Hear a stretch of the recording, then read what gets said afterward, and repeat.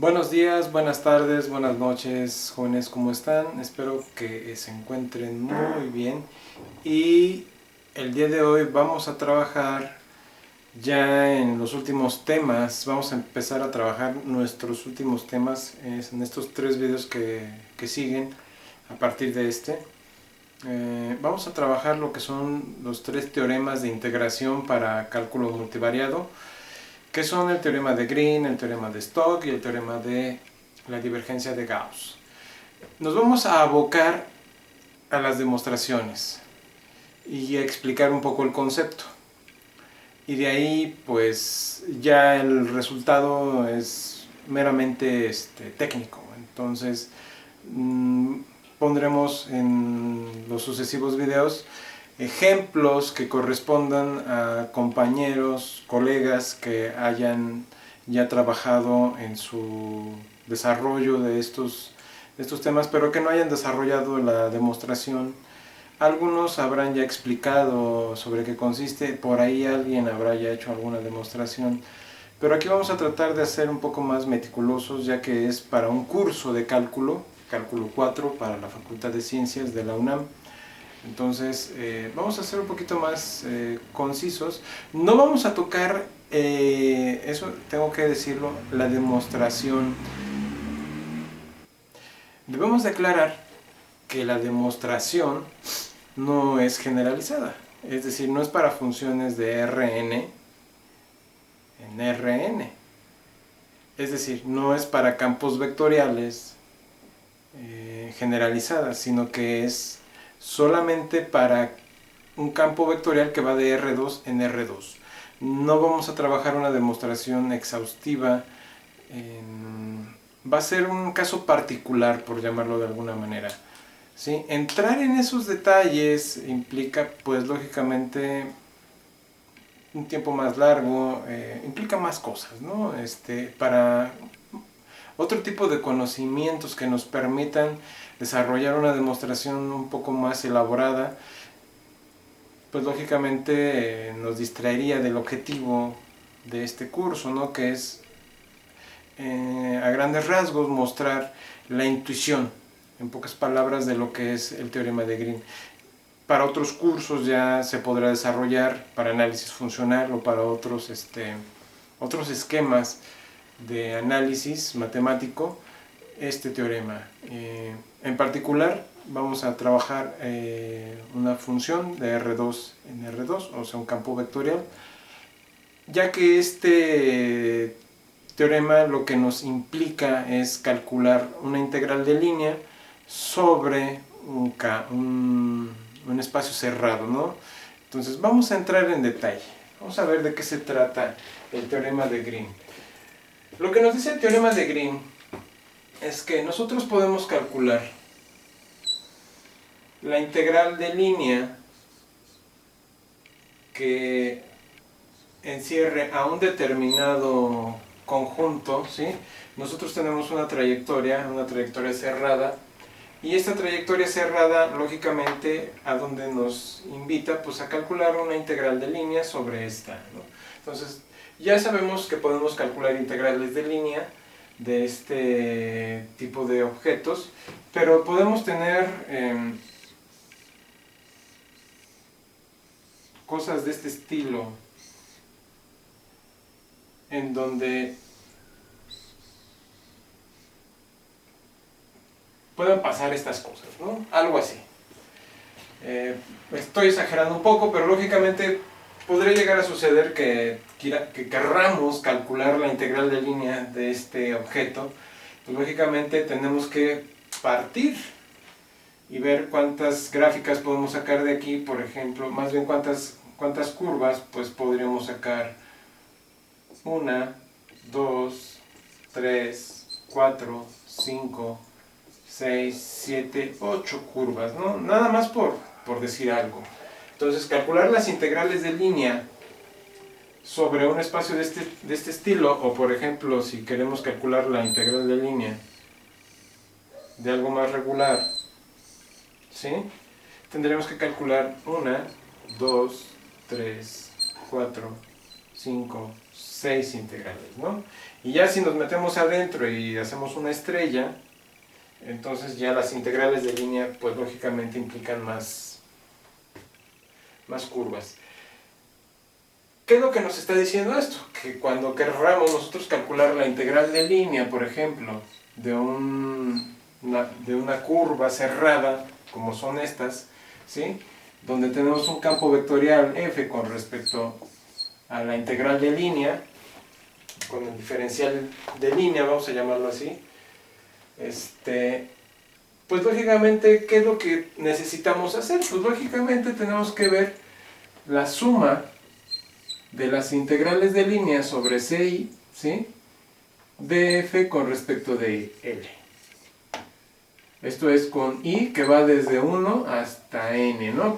Nada más por ponerle un número. Entonces es la suma de todas las curvas, de todas las integrales sobre las curvas definidas para cada caso, ¿no? Específicamente para un campo vectorial determinado. ¿Esto a dónde nos lleva? Pues lógicamente nos ubica en un contexto en donde tenemos que calcular no una, sino varias integrales de línea. Pues a lo que se aboca el teorema de Green es a reducir todas esas sumas en una sola integral. Pero este sería una integral sobre ¿qué cosa? En este caso nosotros nos podemos fijar que en los tres casos tenemos algo que también podemos tomar en cuenta.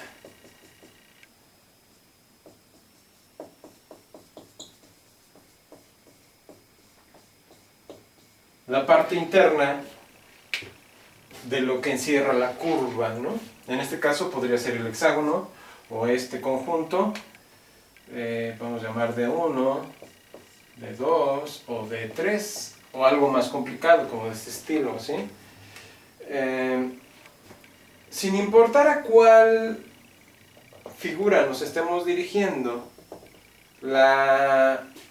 el cálculo se va a centrar en la particularidad de la región definida, es decir, de la región definida para una integral, en este caso, integral doble. Esta integral doble, que de alguna manera me permite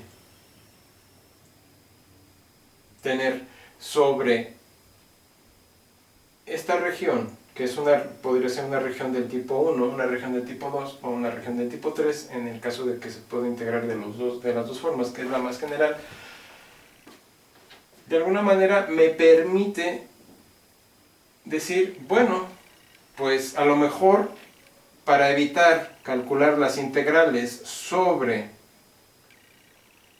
todas las curvas, a lo mejor si se involucra a lo que es la región, es decir, lo que encierre la curva, ¿sí?, que sería la frontera de cada conjunto de, ¿sí? Si esta frontera encierra un área, en este caso, en cada uno de estos tres casos, entonces tal vez podría yo calcular una integral doble que tal vez me permita llegar al mismo resultado. Esa es una intuición que de alguna manera se despierta y que evoca lo que ya se ha hecho anteriormente. Es decir, calcular áreas de alguna manera, y esto pues lógicamente implica ver cómo le podríamos hacer. Y eso es a lo que nos invita el teorema de Green. Entonces vamos a establecer ya nuestro teorema y pasaremos a la demostración. Bueno, en este caso ya tenemos nuestro teorema escrito en el pizarrón, lo vamos a enunciar. ¿Sí? Teorema de Green. Sea un conjunto de contenido en R2, una región elemental del tipo 3, ¿sí?, en R2, cuya frontera, ¿sí?, sigma D, es una curva cerrada simple a pedazos orientada positivamente. Vamos a entender una curva orientada positivamente como una curva que está orientada hacia donde giran las manecillas del reloj, ¿sí? es de clase, es orientada positivamente y se toman a dos funciones, P y Q, en D, que van a R. Estas son dos funciones escalares de R2 en R, ¿sí? Y son de clase C1. Entonces, tenemos a la integral de línea sobre la curva C, ¿sí? Que en este caso más bien sería no la curva C, sino más bien la frontera. Perdón, aquí vamos a hacer una pequeña corrección. Sobre la frontera del conjunto D, que es la curva cerrada que estamos buscando calcular con respecto a esta integral de línea, ¿no? Entonces es un campo vectorial de R2 en R2 que está definido en R, ¿sí? En D, perdón, multiplicado por el producto interior con respecto al diferencial de gamma, que sería equivalente a la integral sobre el conjunto D, ¿sí? De la parcial de Q con respecto de X menos la parcial de P con respecto de Y por el diferencial de Y, el diferencial de X, donde F es un campo vectorial, como ya habíamos dicho, definido en el conjunto D a R2, un campo vectorial, ¿sí? Continuo, y donde F de XY es equivalente a P de XY y Q de XY. Con gamma, además, es la curva que va a definir a la frontera. Me faltó aquí. Es una función que define al conjunto gamma, a la frontera de D. Entonces, perdón, de sigma. Entonces, está definida en A, B, a D, una aplicación de clase C1, ¿sí? Y donde gamma de t es equivalente a x de t, y de t. Y ahora vamos a proceder a hacer la demostración. Bueno, vamos a dar inicio a la demostración y vamos a ver lo siguiente. Vamos a suponer que tenemos un conjunto de, como se muestra aquí en esta figura, ¿sí? En donde D es el conjunto de las XYs en R2 tal que X está en A, B y Y es menor o igual que alfa, es mayor o igual que alfa de X y es menor o igual que beta de X. Ahora, con alfa y beta definidos en el intervalo A, B y R, van a R dos funciones continuas en AB tales que para toda X en A, B, alfa de X es menor o igual a beta de X. Esto es un requisito. Para, lógicamente, enfocarnos en nuestra integral doble. Esto quiere decir que esto va a ser parte de nuestra definición de integral doble, entonces estamos adaptando esta condición. Ahora, como podemos ver aquí en nuestra gráfica, ¿sí? Tenemos el conjunto D, que está encerrado, aquí. Y lógicamente lo que estamos tratando de definir en este caso es la frontera, ¿sí? Aquí tenemos el intervalo A, B, tenemos alfa, tenemos beta de X y también tenemos gamma 1, gamma 2, gamma 3 y gamma 4. Ahora, lo que tenemos que ubicarnos es que vamos a usar esto, donde vamos a ver que gamma, la que está definida en el enunciado del teorema, va a implicar a la frontera, ¿sí? A la curva de la frontera, ¿sí? Que encierra a todo lo que es, en este caso, el conjunto D. Ahora, vamos a ver que para el conjunto D, su frontera, ¿sí? La vamos a poder también ver como la unión de la curva definida por la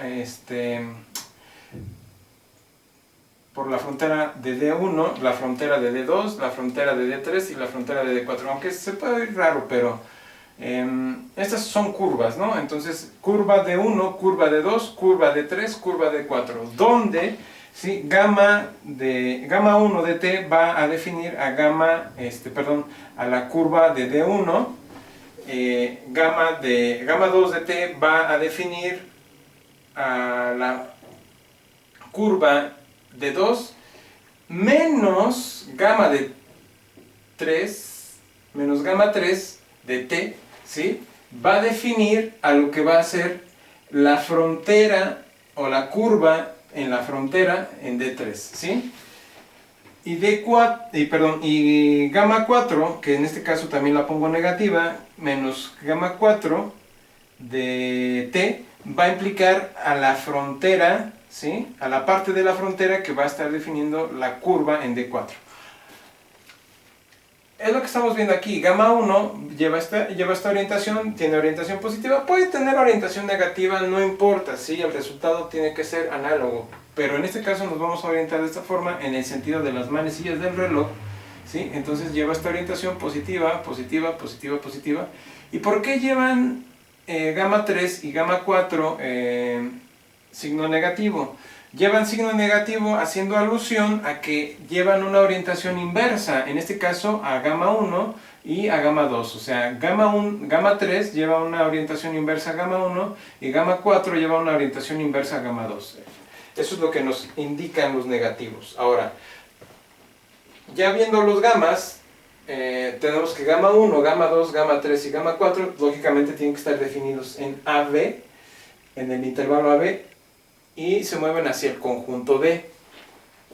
Ahora, ¿dónde gamma va a ser la suma de gamma 1, gamma 2, gamma 3, gamma 4 y la regla de correspondencia para gamma 1, ¿sí? Que sería la parametrización de gamma 1, sería t de alfa t, o sea, alfa t se refiere a toda la curva y donde t es la variable que varía entre A y B.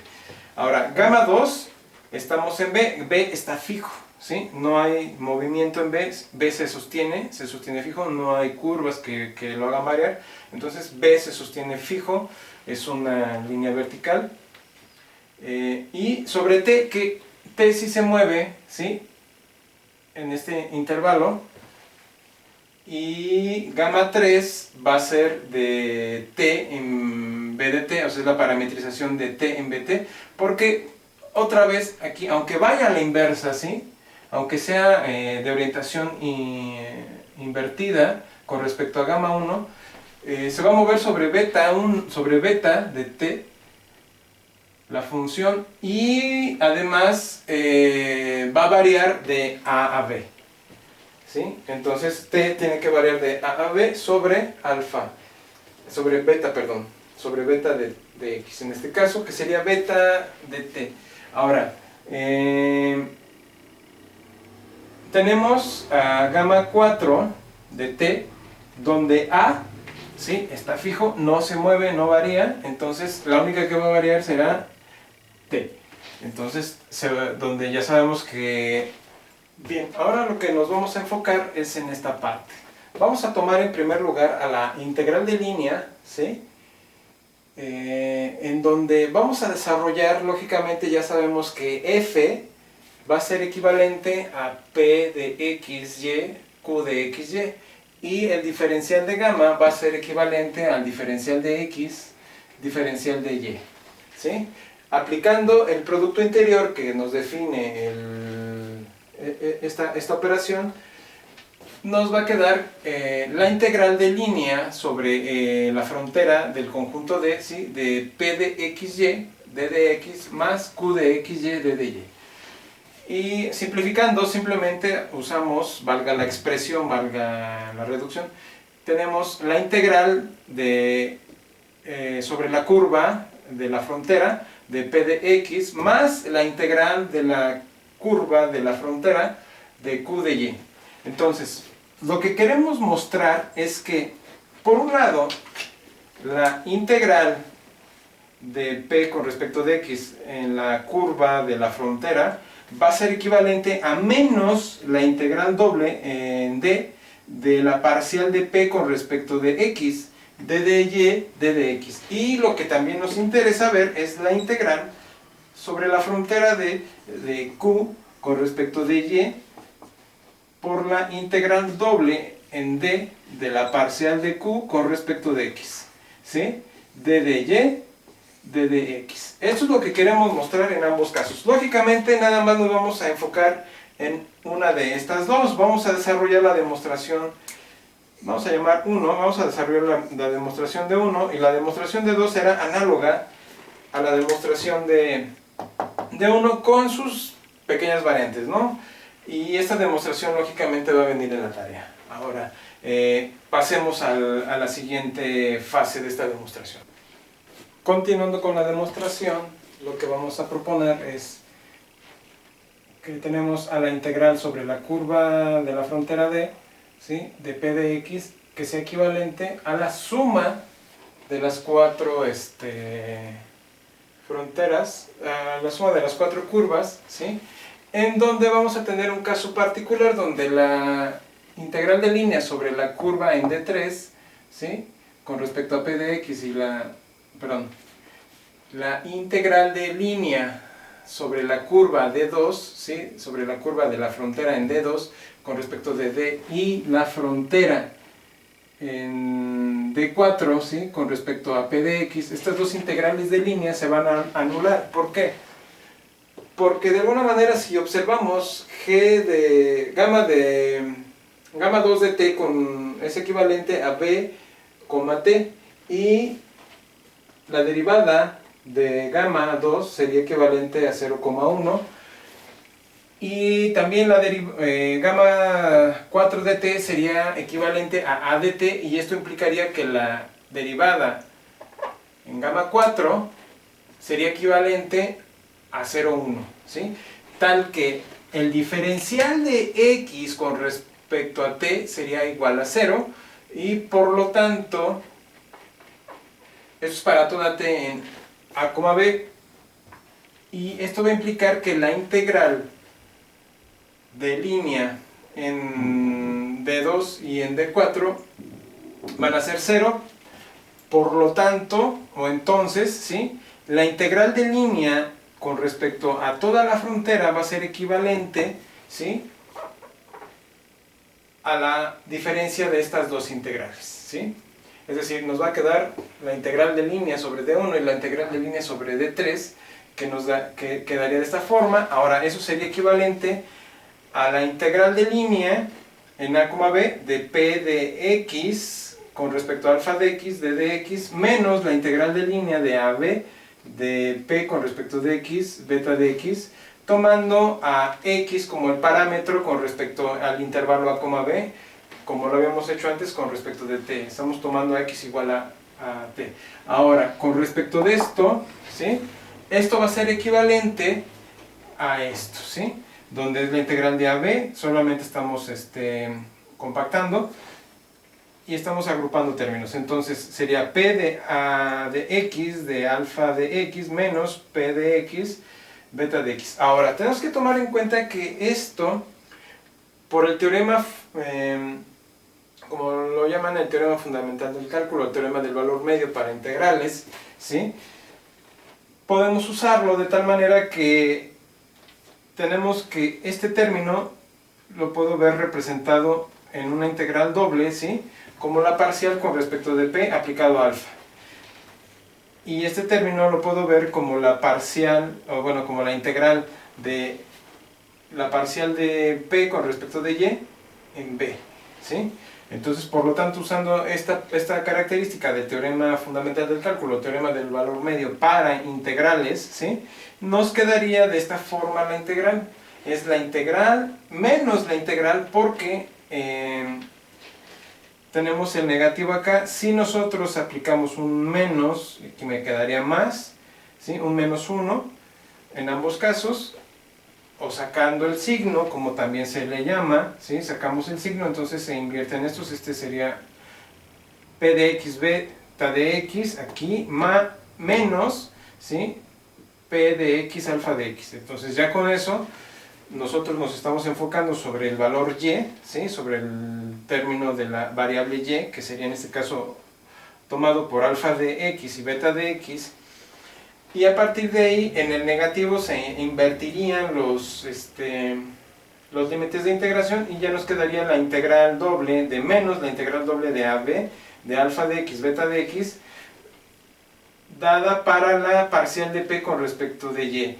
de dy, de dx, y con esto estaríamos probando lo que queríamos ver o lo que queríamos mostrar en el primer caso.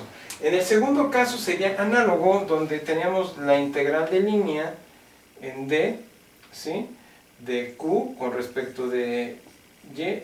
Esto tendríamos que evaluarlo y tendría que ser igual a la integral doble de a en b de la integral de alfa de x beta de x, ¿sí?, y sería la parcial de q con respecto de x d de y d de x. Ahora,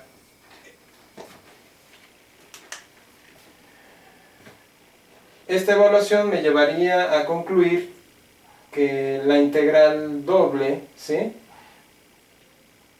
de esta integral de línea, o sea, esta equivalencia, me llevaría a concluir, aplicando la diferencia entre esta y esta, que la integral de línea que estamos observando, en este caso, ¿sí?, para P y Q, en donde es la integral de línea de f con respecto al diferencial de gamma, sería equivalente a la diferencia de estas dos, ¿no? Y con eso, pues, quedaría hecha la prueba, la demostración para este caso, ¿no?, que sería una integral doble. Y con eso estamos concluyendo esta parte de la integral del teorema de Green. En este caso el teorema de Green. El teorema de Green abarca otros aspectos, ¿sí?, que se pueden enunciar posteriormente en videos sucesivos, ¿no? Pero ahorita nos vamos a concentrar ahorita en el teorema de Green, en el teorema de Stokes y luego en el teorema de la divergencia de Gauss. Con esto doy por cerrado el teorema de Green. Vamos a poner dos ejemplos en la plataforma, y en el próximo video vamos a ver el teorema de Stokes. Hasta pronto y nos vemos. Cuídense.